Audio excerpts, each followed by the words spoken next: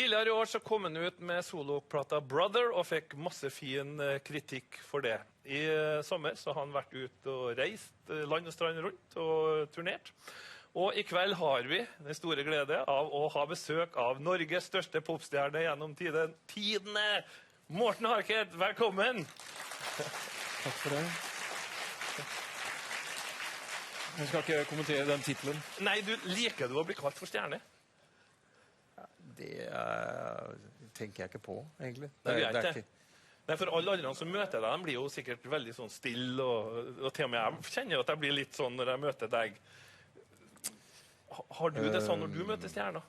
Som du ser på som stjerner? Nei, altså det er jo et fenomen, kan du si, I seg selv. Og det kan hende hvem som helst.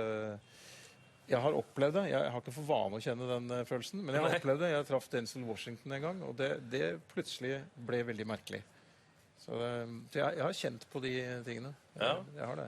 Men hvordan det nå da for deg å reise rundt I Norge? Du jo vant til hele verden, og så plutselig så Nei, det fantastisk, rett og slett. Ja, det veldig ordentlig. Det jeg opplevde fort, fra starten, kan du si, av A-has karriere, det var at alle steder et sted. Ja. Og om du spiller I London, eller om du spiller I Siberia, liksom, eller Sibir, da. Ja. så spiller du for folk, og alt har sin karakteristikk, kan du si, en egenart, og det noe av de tingene du prøver å få med deg, egentlig. Men det må jo være litt forskjell, Morten, på å spille for tusenvis I Rio. Og så noen oppe I Vågå, liksom. Det har med våre forestillinger å gjøre, ikke sant? Fordi alt som du ikke vant med virker eksotisk, kan du si, veldig lett. Men det ikke så eksotisk for brasilianere å være I Rio. De bare det. Og det det jo også når du spiller, kan du si. Så det klart, du lærer deg selvfølgelig å ta inn,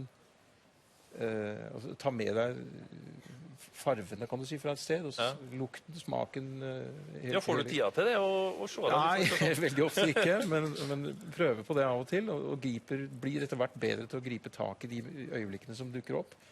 Men du spiller for mennesker, uansett om det I Drammen, eller om det I München. Ja. Og det virkelig sånn det Det sånn det blir når du har holdt på lenge nok. Og det betyr ikke at du graderer det ned. Du blir oppmerksom på hvor de reelle verdiene befinner seg. Ja. Så, men nå har du vært I Norge og reist, og nå kommer lurespørsmålet. Hva det fineste plassen du har vært på I sommer?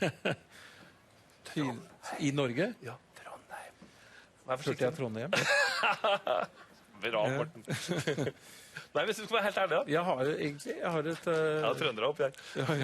Nei, men jeg har faktisk egentlig et litt spesielt forhold til Trondheim, fordi når jeg begynte med mine egne ting, med en plate som het Wild Seed, som nå snart 20 år siden, så var en viktig del av prosessen rundt den, det skjedde I Trondheim for meg. Da tråkket jeg rundt gaten I Trondheim. Vet du, det varmer meg sånn å høre. Ja, men det også på grunn av Nidaros Studio, som jeg hadde en fantastisk opplevelse med. Det var en veldig flott tid. Og jeg likte veldig godt, jeg opplevde hvor annerledes jeg følte at det var å være I Trondheim enn for eksempel I Oslo. Men du vet at jeg og du kunne ha møttes før? I 1984, da dere var med på det aller første TV-innslaget I Norge, I Lørdagssirkuset, så var jeg en av søkerne og en av kandidatene til å bli programleder. Så hvis jeg har vært litt heldig og slått ut Rita Vestvik, så var det jeg som har tatt imot dere. Okay. Og da hadde jeg stått og gjort sånn som Rita gjør her. Men vi så hverandre an og tenkte at vi venter litt. Og her over manesjen så har jeg med meg 3 gutter. Det gutter dere, ikke sant? Yes. Ja, så vidt vi vet. Ja. Jeg mente dere ikke menn. Nei, ikke det. Klarer dere å bli verdensberømt, tror dere, med all den hjelpa dere har fra plateselskap og manager og... Ja, håper det. Ja, du I gang med å hjelpe oss på veien også. Ja, da skal jeg overlate podiet til dere. Hva skal dere gjøre? Skal vi spille singlen som heter Take On Me, første fra albumet. Ok, vær så god.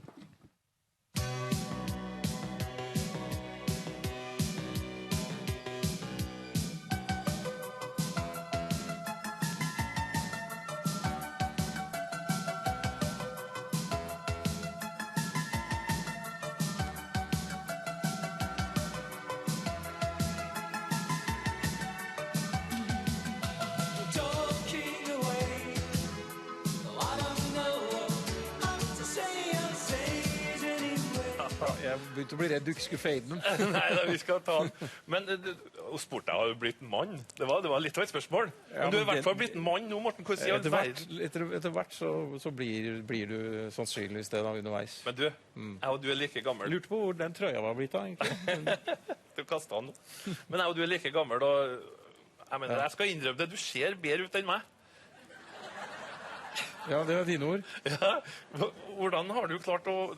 Du ser jo ut som en ungdom, en guttunge. Ja, nettopp. Ikke som en mann, med andre ord. Jo, en ung mann, da. Hva gjør du for å holde deg i form? Jeg gjør egentlig ikke noe spesielt, annet enn at jeg hiver kjæresten min på skulderen og går og legger meg når den tiden er inne. Det blir den treninga. Det holder, det. Ja, nå er du litt beskjeden. Nei, men jeg har fått den beinbyggen jeg har av mine foreldre. Du har vært heldig. Så, jeg vet ikke. Ja. Men det er alltid vanskelig å svare på det, for jeg er aktiv. Ja. Jeg går trapper i stedet for å ta heis ofte. Sånne ting. Men jeg trener ikke noe spesielt. Men ser du for deg selv som sånn, på scene som en 70-åring som Mick Jagger, for eksempel? Ja, det gjør så jeg ble overrasket over. Jeg synes han så utrolig bra ut nå sist. Ja, jeg er imponert over rett og slett spruten i fyren, altså. Ja, men tror du vil være like som du er 70? Men si det, da må jeg begynne å trene til deg. Da får du gi kjæringa på skuldra flere ganger om dagen, kanskje. Du har jo hatt Norges historiens største hit, og nå skal vi snakke litt om hits for... Ja, som vi ser så blir det masse flott musikk, og Marte Stokstad, velkommen. Tusen takk. Du skal være programleder for The Hit. Hva er det her egentlig? Det er en låtskriverkonkurranse hvor ukjente låtskrivere får lov til å pitche låtene sine for etablerte artister, som da kan ta den låtskissa og gjøre den stor. Ja. Og skal gi den ut på direkten. Ja, så her skal de da prøve å, eller har alle mulighet for å bomme da på en hit, kan de gjøre? Ja, altså de får sjansen. La oss si hvis du har skrevet en låt da. Ja. Gøy tanke. Jeg har gjort det. Veldig gøy tanke. Har du det? Ja. Ok. Det er et annet program. Men for eksempel så sitter du i et rom, og du vet ikke hvilken artist som kommer inn, så plutselig så går døra opp. Morten Harket. Kjem inn. Ja, da vil jeg dotte over den. Ja, og så må du ta deg sammen og sette deg opp igjen og spille låta di for Morten. Og så skal høre han på mange forskjellige låter, og så på slutten av programmet da, så står artisten på scenen med låtskriveren i salen og skal avsløre hvilke låter velger de ut.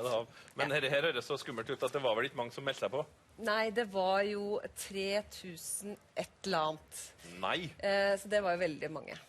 Det var overraskende mange. Over 3000? Ja, det var mer enn vi forventet. Det er jo tydelig at det er mange som har et uttrykksbehov, som sitter hjemme og har låter som de bare ikke har gjort noe med. Ja, for hittil så har det jo vært masse plasser for sangere å uttrykke seg, men låtskriverne har kanskje ikke hatt så fete kår. Nei, for det skal jo godt gjøres å både være innmari god på å skrive låter, og veldig god til å fremføre dem og være artist, da. Ja. Og for eksempel, jeg fikk veldig kick da jeg hørte Like a Virgin, første versjonen av Like a Virgin til Madonna, skrevet av 2 menn.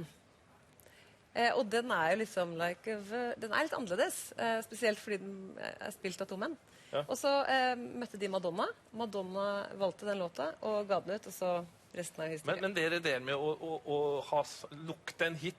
Morten, jeg mener, mange når de hørte Take On Me, så sa de, oi, for en fantastisk låt. Men skjønt dere at det kan bli? Nei, altså alle tror i dag, uten videre, altså naturlig nok, at Take On Me var en umiddelbar hitlåt, men det var tvert imot. Altså, Take On Me er et eksempel på hvordan det ofte egentlig er.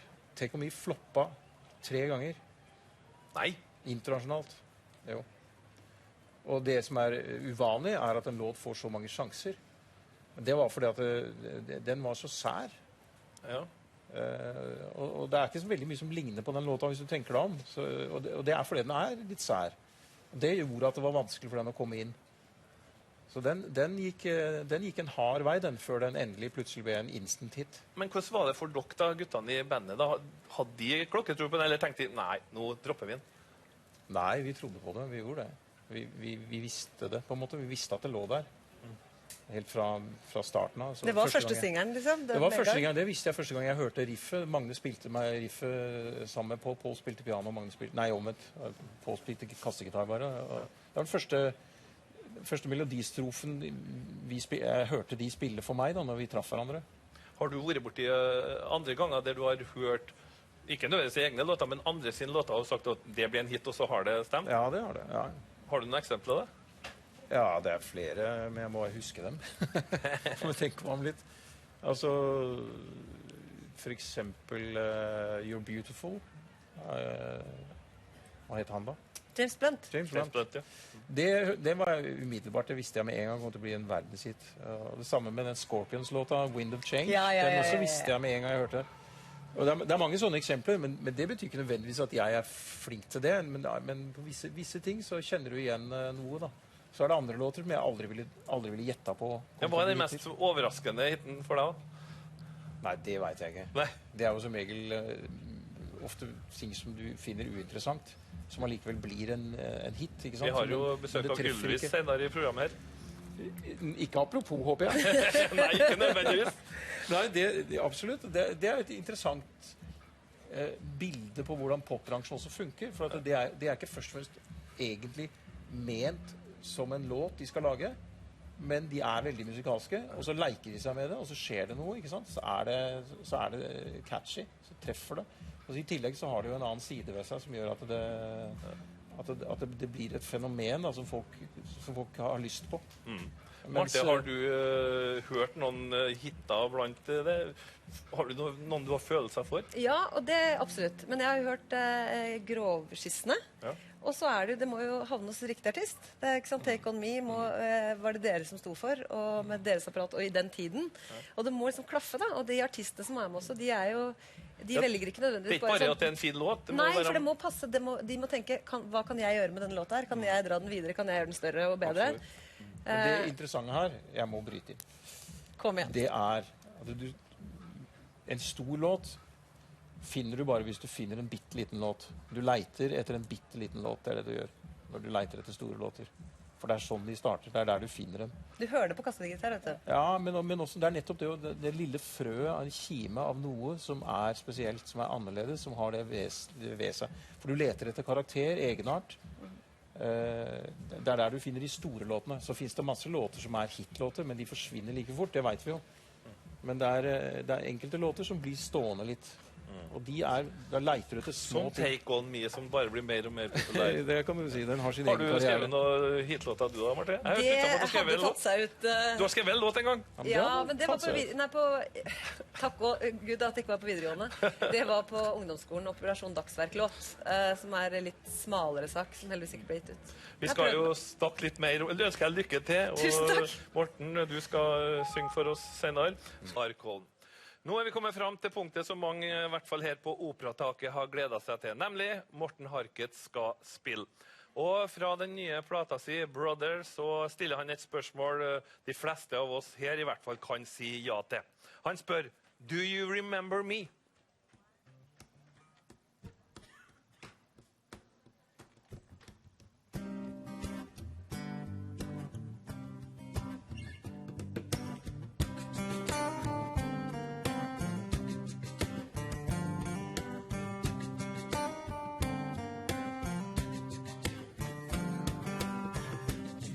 Remember me, I am a different breed.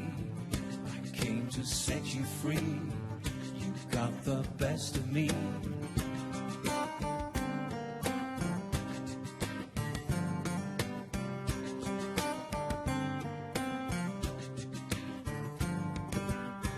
I am the pain you feel. You almost made me real. I brought you to your knees. You remember me? I walked 1,000 miles, and here I am.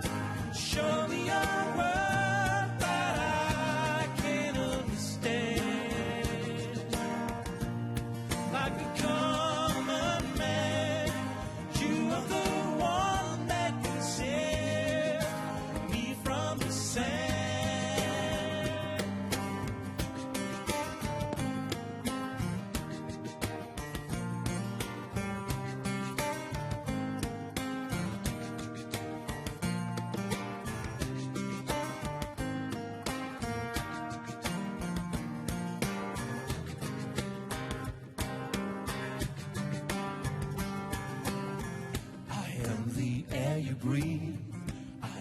symphony. I'm all you let me be. What do you want from me?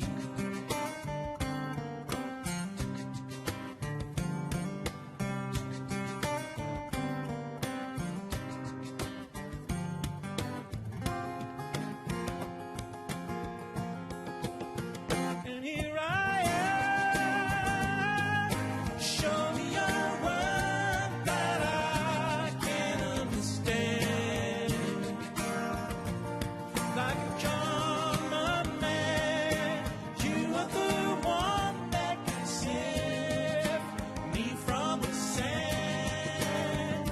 Here I am. Show me a word that I can understand. I'm just a man. You are the one that can save me from the sand.